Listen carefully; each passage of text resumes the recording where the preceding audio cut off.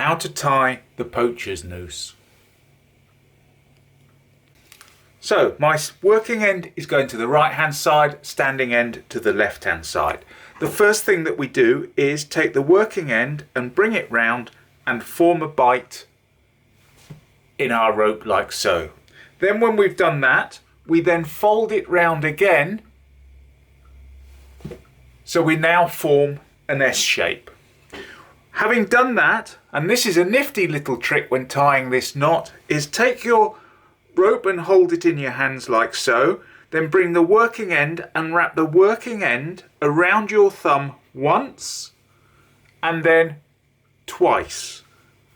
Having wrapped it round twice, take your thumb out, you've left a gap, and pass your working end through the two loops that you've created, and then gently pull it up, tighten up on it, dress it smartly, and there we have it, 1 in number poacher's noose.